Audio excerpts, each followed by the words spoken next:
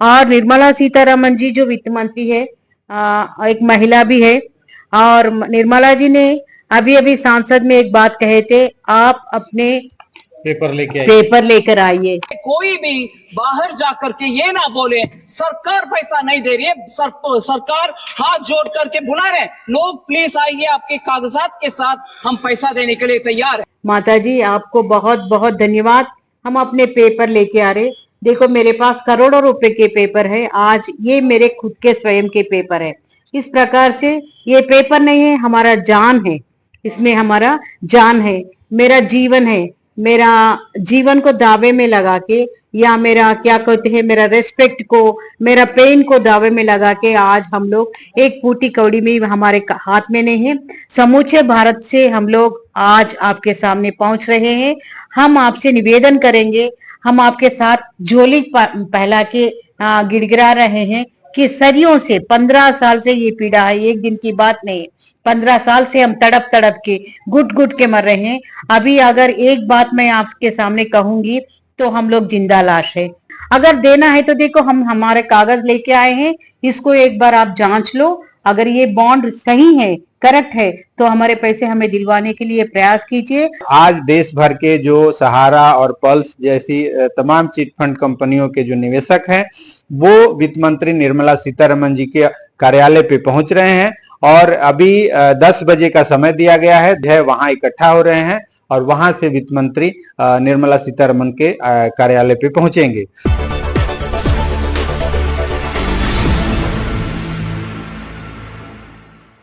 नमस्कार, नवजागरण लाइव में आपका स्वागत है। अभी हम कनॉट प्लेस में हैं और जैसा कि आपको पता होगा सहारा और पल्स का जो मामला है वो काफी सालों से चल रहा है और एक के बाद एक धरना प्रदर्शन लगातार जारी हैं। सरकार की तरफ से बार बार आश्वासन देने के बाद भी कोई रास्ता नहीं निकल रहा है और जो निवेशक हैं वो कभी जंतर मंतर, तो कभी रामलीला मैदान, तो कभी देश के कोने कोने में प्रदर्शन कर रहे हैं।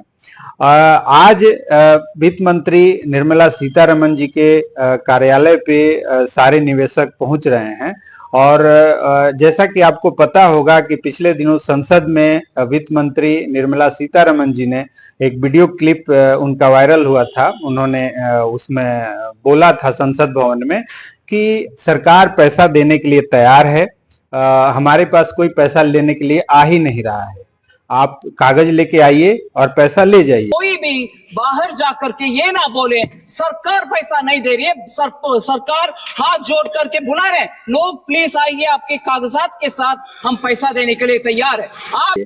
आज उसी बात को ध्यान में रखते हुए ये सारे निवेशक देश भर के अपना अपना पेपर लेके और वित्त मंत्री निर्मला सीतारमन जी के कार्यालय पे पहुंच रहे हैं। हमारे साथ पूजिता मिश्रा जी हैं जो तेलंगाना से हैं, हैदराबाद से, और ये यहाँ पे पहुंची हैं और ये भी अभी निकल ही रही हैं, तो इनसे जानते हैं। सबसे पहले स्वागत है। नमस्कार राजकुमार जी, बहुत बहुत धन्यवाद। अभी नहीं, लगातार एक 4-5 साल से आप हमारा आवाज बनते हुए गरीब का और middle class, below middle class लोगों का आवाज आप बने हैं और हमारी आवाज बन के पूरा समूचे मीडिया के सामने, समूचे दुनिया के सामने तब के लोग ठगे लोगों का अपनी आवाज सुना रहे हैं। इसके लिए मैं तहे दिल से समूचे भारत के ओर से और खास तौर से साउथ इंडिया के ओर से मैं आपको धन्यवाद अदा करना चाहती हूँ। आप तो जानते हैं लगातार हम 4-5 साल से सहारा के निवेश के आवाज बन के घर घर घूमते हुए हर दिन, मैं तो मेरी बात अपनी बात कहूंगी तो एक पल भी ना रुकते हुए 24/7 24 घंटे भी हमारे लिए पर्याप्त नहीं हो रहे, इतना हम परिश्रम कर रहे कि कैसा गरीबों का पैसा मिलेगा।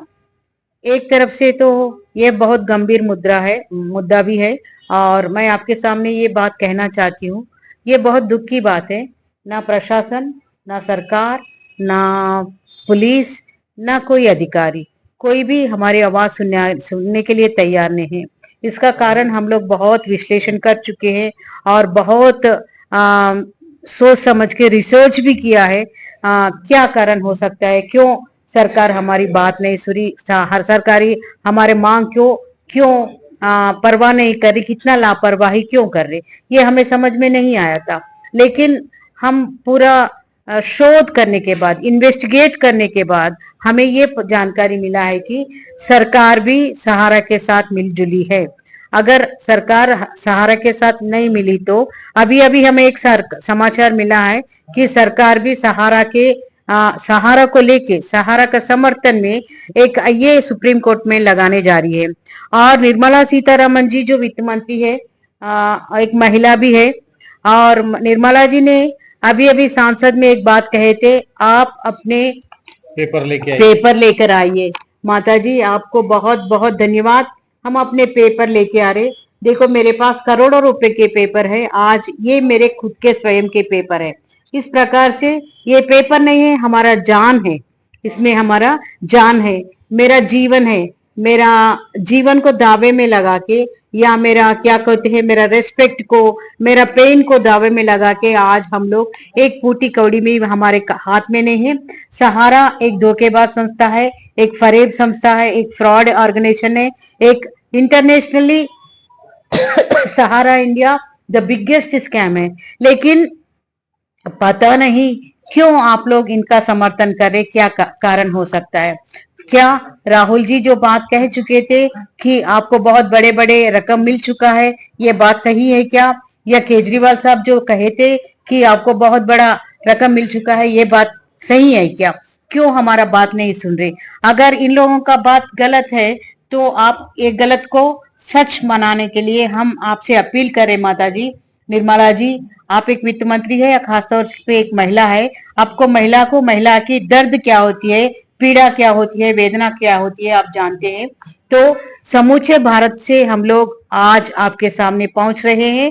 हम आपसे निवेदन करेंगे, हम आपके साथ झोली फैला के गिड़गिड़ा रहे हैं कि सदियों से, 15 साल से ये पीड़ा है, एक दिन की बात नहीं। 15 साल से हम तड़प तड़प के, घुट घुट के मर रहे हैं।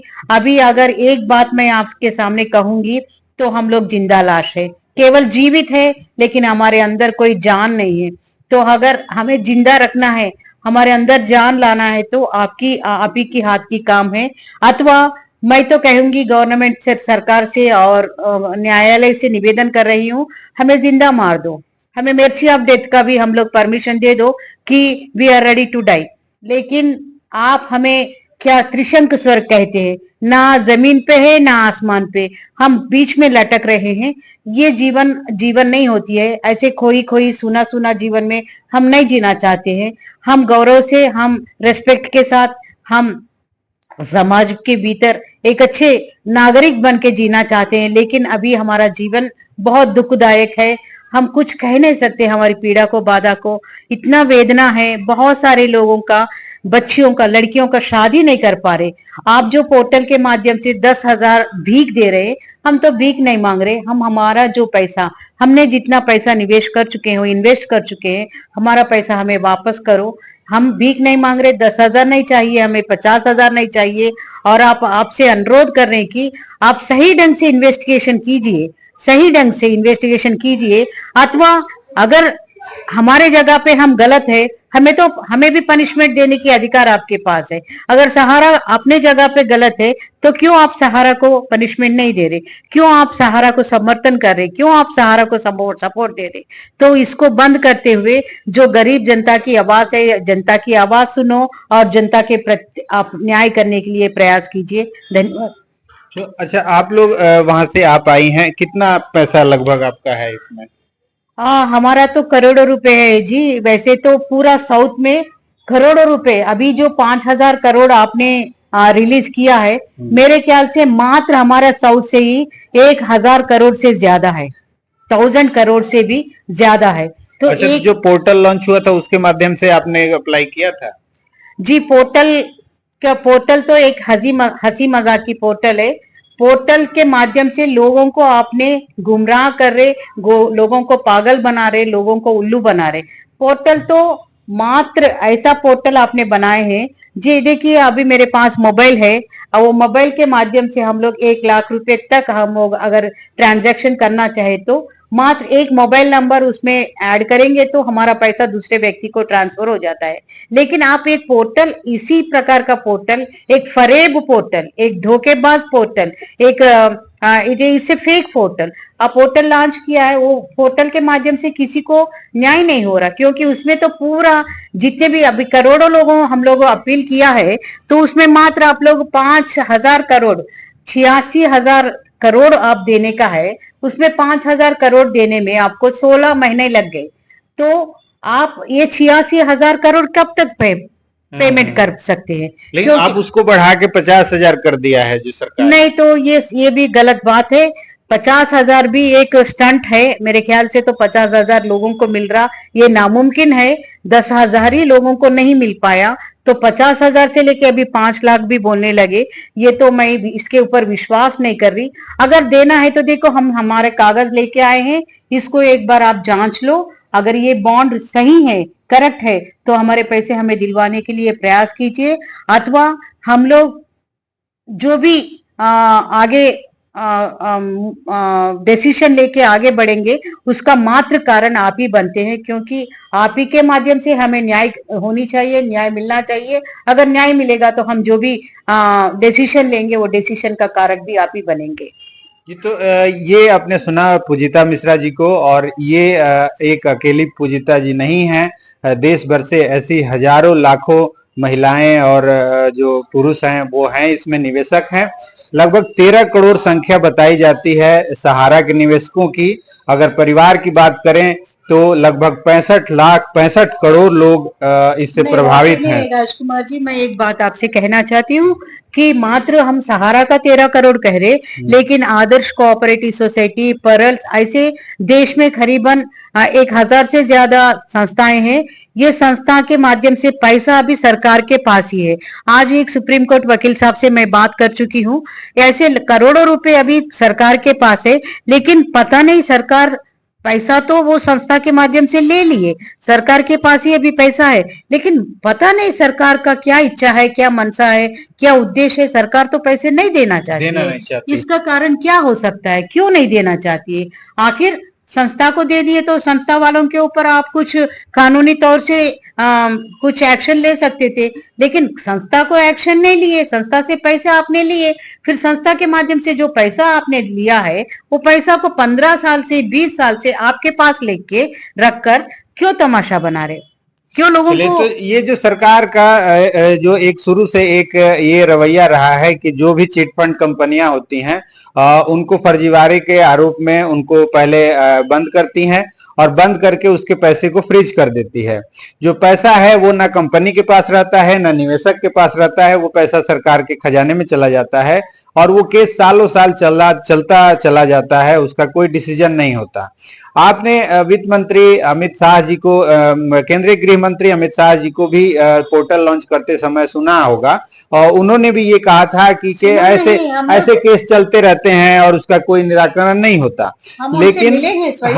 लेकिन सहारा के मामले में वो करेंगे। तो सहारा के मामले में क्या करेंगे? एक के बाद एक जो सरकार के वादे हैं वो सब फेल होते जा रहे हैं, और इसी को देखते हुए आज देश भर के जो सहारा और पल्स जैसी तमाम चिट फंड कंपनियों के जो निवेशक हैं, वो वित्त मंत्री निर्मला सीतारमण जी के कार्यालय पे पहुंच रहे हैं। और अभी 10 बजे का समय दिया गया है। 10 बजे ये लोग जो गुरुद्वारा रकाबगंज है वहां इकट्ठा हो रहे हैं, और वहां से वित्त मंत्री निर्मला सीतारमण के कार्यालय पे पहुंचेंगे।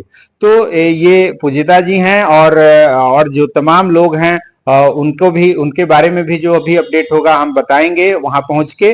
तब तक अगर आप भी निवेशक हैं और आप भी इसमें शामिल होना चाहते हैं तो 10 बजे आप पहुंचिए निर्मला सीतारमण जी के कार्यालय पे, और उसके लिए इकट्ठा होने का जो जगह बताया जा रहा है वो गुरुद्वारा रकाबगंज बताया जा रहा है। इसमें कौन सा संगठन है जो आगे आ रहा है? ये तो बहुत सारे संगठन है। एक तो द आवाज इंसाफ का ऑर्गेनाइजेशन से मिस्टर महेंद्र पाल सिंह जी पटियाला के हैं, और भारत जोड़ो आंदोलन से भी हम आ रहे हैं, और ऑल इंडिया जन आंदोलन संगठन के माध्यम से मेरे ख्याल से आ रहे हैं, नहीं यहाँ पर से भी उर्मिला गुप्ता जी, और रीबिल्ड इंडिया के अध्यक्ष भी यहाँ पहुंच रहे हैं। बहुत सारे संगठन इसमें शामिल हो रहे हैं। मेरे सारे जनता को, सारे पीड़ित लोगों को अपील कर रही हूँ, मैं प्रार्थना कर रही हूँ, कृपया आप आइए।